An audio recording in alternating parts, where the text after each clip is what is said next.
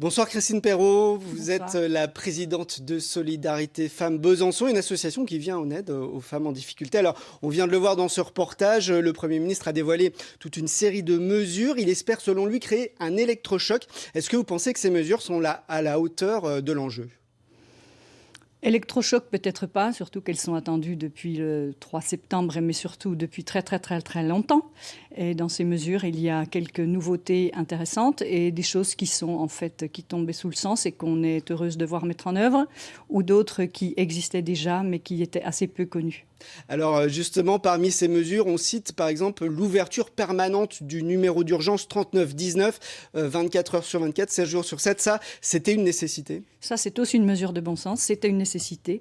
Vous comprenez qu'on peut avoir besoin d'appeler de jour comme de nuit, et peut-être parfois plus de nuit. Et il fallait abonder un budget pour qu'on puisse... c'est la Fédération nationale Solidarité Femmes qui gère ce numéro d'appel.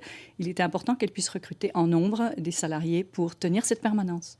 Alors l'autre mesure forte, c'est l'instauration en 2020 de bracelets anti-rapprochement en cas de violence entre une femme et son conjoint. Ça aussi, c'est une bonne idée. Et c'est aussi une mesure de bon sens, quand on sait que les agresseurs disposent d'un tas de moyens électroniques dont on dispose actuellement pour localiser leur femme, pour la harceler.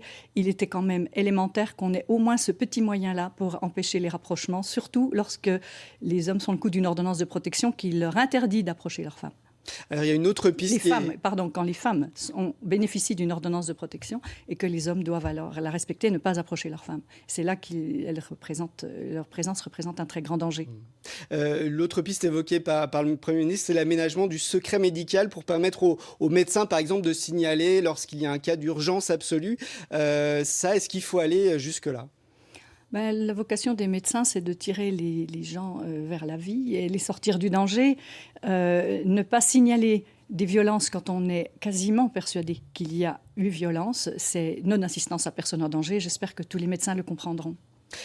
Parlons un peu des moyens, vous l'avez évoqué. Alors le gouvernement annonce le chiffre d'1 milliard d'euros. Est-ce que ça vous paraît satisfaisant ? Plusieurs associations réclamaient un plan Marshall. Ça le justifierait largement, puisque c'est la moitié de la population qui est concernée, les femmes. On regrette les 137 femmes déjà tuées. On regrette surtout que plus de 200 000 femmes soient agressées en permanence actuellement en France. Et ce plan aurait été largement justifié. On aurait besoin aussi que les centres d'hébergement ne soient pas susceptibles de perdre 4% par an encore pendant les 3 années à venir, comme c'est prévu. On attendait des mesures fortes. Je ne me prononcerai pas sur l'ensemble des mesures budgétaires. Nous n'en avons pas le détail. Mais nous savons déjà que certaines mesures existaient déjà. Certaines sommes étaient déjà dans le budget. Elles n'étaient pas forcément adressées aux femmes victimes de violences en France. Merci beaucoup Christine Perrault d'avoir été avec nous ce soir. Je vous en prie.